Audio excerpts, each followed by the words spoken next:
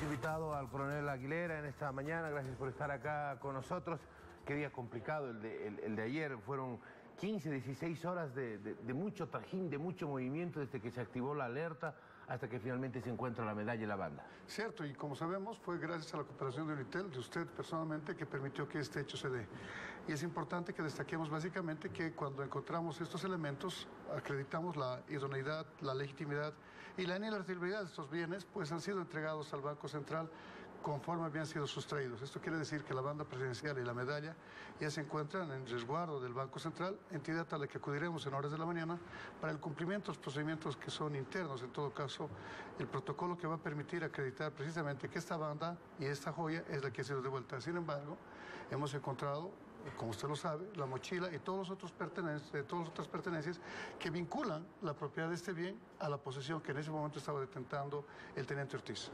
Ahora, se encuentra la medalla, se encuentra la banda ahí en el atrio de la iglesia de San Pedro, al fondo, a la izquierda, la dejaron ahí en una bolsa negra. Pero siguen los operativos hasta dar con la persona que llamó, que se comunicó anónimamente acá. Indudablemente. La propia policía toma contacto con usted, establecemos a través de la georreferenciación la posibilidad de localizar a este individuo. Este es un procedimiento que se llama geolocalización y a partir del análisis de estas llamadas permitimos establecer el radio de acción en el que este individuo estaba circulando. Con esta información, DIPROVE logra su aprehensión en inmediaciones del Teleférico Amarillo cuando este sujeto se aprestaba a abandonar la ciudad. Me refiero a la ciudad saliendo de la ciudad del centro. Aprehensión en inmediaciones del Teleférico Amarillo cuando este sujeto se aprestaba a abandonar la ciudad. Me refiero a la ciudad saliendo de la ciudad del centro hacia el alto. Es importante que destaquemos que en el curso de la noche hemos realizado otros operativos logrando la aprehensión de su pareja, una ciudadana peruana de 29 años de edad. En el domicilio que ha sido allanado por efectivos del DASI se encuentra la ropa con la que ese individuo ha perpetrado el robo y además los instrumentos que son los necesarios e idóneos para lo que nosotros llamamos el plumazo, que no es más que el ejercicio de la violencia, en este caso del motorizado marca Renault color negro. Ahora, ¿qué pasa con las otras personas que lo ayudan? Porque eran 4, ¿cierto? 2 campanas y uno que efectivamente, se han logrado establecer de manera preliminar la participación de estos 2 individuos, en este caso el señor Fernando Maceda Bustamante, otro ciudadano peruano, que entendemos se encuentra por versión de este individuo fuera del país. Sin embargo, aún continuamos realizando esta búsqueda. Nuestro personal, a quien quiero enviar nuestro abrazo y nuestra felicitación, se encuentra aún laborando, efectuando labores de OVIS, es decir, de observación, de vigilancia y de seguimiento, a la espera de que estos sujetos pudieran salir de los lugares en los que nosotros consideramos se encuentran guareciéndose. Muy bien, este es un tema a nivel nacional, todo el país y todo el mundo ha estado ayer con los ojos puestos acá en Bolivia. Estamos en Santa Cruz, Gabriel Oviedo, muy buenos días.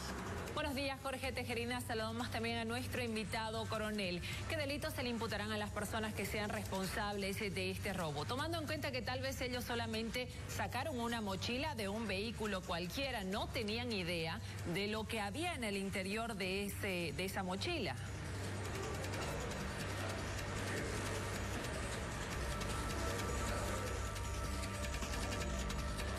Bien, nosotros consideramos que las conductas que son imputables a estos individuos básicamente están centrados en lo que es organización criminal.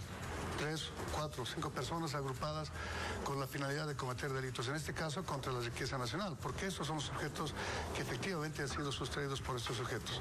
Ahora bien, el robo en sí mismo es un delito de oportunidad. Esto quiere decir que es posible que ellos no hayan tenido la información acerca de lo que estaban realizando, es decir, acerca de lo que estaban obteniendo producto de este ilícito. Entendemos que básicamente se realizarán las imputaciones por robo agravado y, como le decía, deterioro o destrucción de los bienes del Estado, por lo menos en grado de tentativa. Y esto es así, pues a las 10 de la mañana debían haberse concentrado estos sujetos en inmediaciones del obelisco para trasladarse a las joyerías. Quiero contarle, Gabriela, que la policía boliviana había activado ya un plan mediante el cual se estaban realizando los controles, por lo menos de las joyerías que están instaladas a la altura de la calle Tarapacá, que es donde se realiza en nuestra ciudad el comercio de oro, esperando que cualquiera de estos sujetos pudiera realizar la transacción. Es importante que destaquemos que no solamente por la nacionalidad, sino por el desconocimiento probablemente de estos sujetos, el hecho de vender lo ejemplo, como parte de una joyería, de orfebrería o simplemente de oro, les era indiferente. No tenían la concepción cívica que nosotros tenemos en relación a estos símbolos y lo que indudablemente le da un valor incalculable.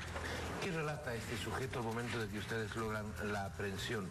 Cuando se da cuenta de que tiene la joya en las manos, la banda presidencial, ¿por qué decide hacer la llamada? ¿Qué es lo que les relata? Bien, este sujeto se da cuenta que a partir de las 10 de la noche la policía había salido del control de las trancas, de los domicilios, de las calles. Básicamente activamos un plan cuadrante fundamentalmente en las inmediaciones de la zona 12 de octubre.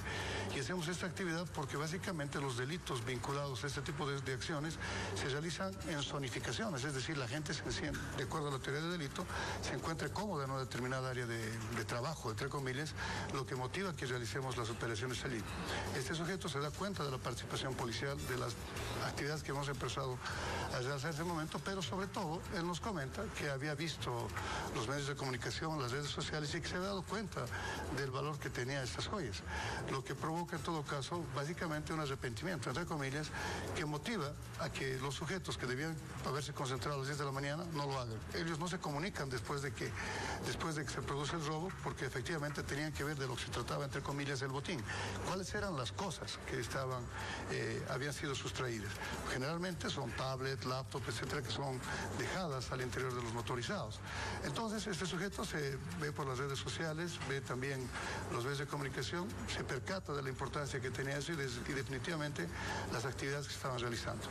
De acuerdo a la conversación que sostiene con nosotros este sujeto, se percata de este hecho, desiste de la venta y decide comunicarse con ustedes. Coronel, ¿cuál será el futuro del teniente que tenía en sus manos la responsabilidad del traslado de estas joyas?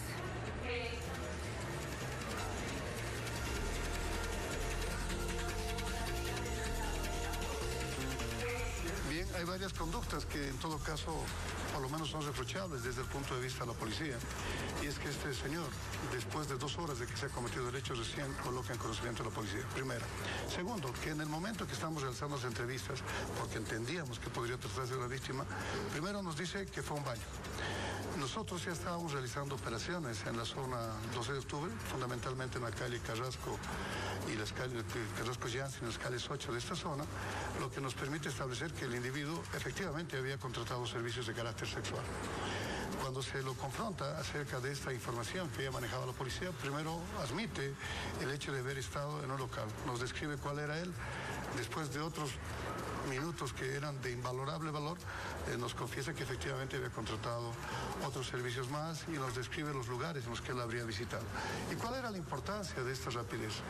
Porque nosotros consideramos desde el empleo de terminología policial que tiempo que pasa, verdad que hoy estamos seguros que de haber acudido prontamente la policía hubiéramos podido activar otras acciones que en todo caso se han realizado. Asimismo, en conversaciones con autoridades nos enteramos que él había informado a los jefes de la Casa Militar que su vehículo se encontraba en mal estado, que había sufrido un desperfecto, lo que había provocado un retraso en su llegada desde su domicilio particular, en todo caso, según él, del domicilio de sus padres hasta el aeropuerto. Sin embargo, él sí llega al aeropuerto, entrega una maleta que ha sido colectada ayer por la policía y entendemos que se generan ahí una serie de instrumentos, o por lo menos versiones, que en todo caso destruían la verosimilitud de sus versiones. ¿Qué es lo que va a pasar? Era la pregunta, Gabriela. Nosotros hemos puesto en conocimiento del Ministerio Público y en todo caso el propio doctor García se encontraba coadyuvando las labores policiales y entiendo que ya se encuentra en calidad de aprendido, ha sido imputado por los delitos de cumplimiento de deberes y deterioro de los bienes del Estado. Ahora bien, ¿qué es lo que va a pasar? Es una cuestión que no le corresponde ya a la policía. La policía ha cumplido con acumular los elementos de prueba, que en todo caso están vinculados fundamentalmente a la videovigilancia, que como usted sabe, lo que pretende es demostrar el modus operandi y la identidad de los autores. Estos extremos ya han sido acreditados. La propia policía ha realizado otras labores también de carácter criminalístico. Hemos efectuado un levantamiento de las impresiones digitales, en este caso las huellas, que se encontraban a la altura de la chapa. Se ha colectado la ropa con la que estaba vestido el yogi, alias el yogi, que es el señor Alexander, este individuo peruano que ya se encuentra en conocimiento del Ministerio Público, y estos elementos servirán para sustentar las futuras conductas que vayan a caer sobre este señor. Muy bien, Gabriela, hasta más adelante. Hasta un próximo contacto, Jorge. Muy bien, voy a finalizar la entrevista haciéndole la consulta. ¿Esto se va a quedar acá o se va a ampliar? Porque en el protocolo de custodia no puede ser un teniente el encargado de transportar la medalla y la banda presidencial. ¿Se va a ampliar a otros niveles, a rangos superiores?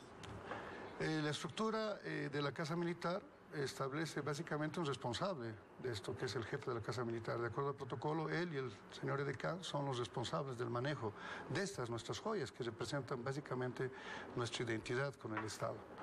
Yo no sé cuáles irán a ser las conductas que se vayan a emerger con ellos, pero indudablemente, mínimamente, tenemos que recibir la cooperación que nos permite establecer cuáles han sido las circunstancias, porque usted sabe, Jorge, que tanto la medalla como la banda presidencial estaban en posesión de este individuo en su domicilio particular y estaban allí inclusive antes del 16 de julio. Es decir, se utilizaron nuestros distintivos en otros actos, como son el desfile de la pasenidad el 16 de julio, el aniversario de la Fuerza Aérea, el aniversario del Estado Plurinacional de Bolivia, que se efectuó en Potosí, y desde luego debía utilizarse ayer. Pero no estaban en custodia del Banco Central. No. Estaban en la casa del teniente. A ver, establezcamos primero que el Banco Central ha entregado estas joyas a la Casa Militar y la Casa Militar delegó esta responsabilidad en el teniente, que como sabemos descuidó su labor, actuó de manera por lo menos culposa cuando entrega estos bienes, cuando abandona estos bienes en su motorizado. Muy bien. Coronel, le agradezco mucho de verdad por haber estado acá con nosotros. No, en verdad, gracias Jorge. Hay varias cosas que debemos explicar. Una de ellas es que ayer hemos estado realizando búsquedas en basureros, hospitales, etcétera, que es lo típico que sucede cuando se encuentran los delincuentes con este tipo de cosas. Pues lo que busca el delincuente, siguiendo la teoría de la reducción de mercados, es que estos bienes sean de fácil comercio. Y segundo, que no sean volubles, condiciones que se cumplían en el primer momento, pero que después de haberse percatado del valor histórico que tenían, era obvio que iban a abandonar estos bienes en cualquier lugar. Muy bien, muchísimas gracias por haber estado acá con nosotros. Tenemos consejos.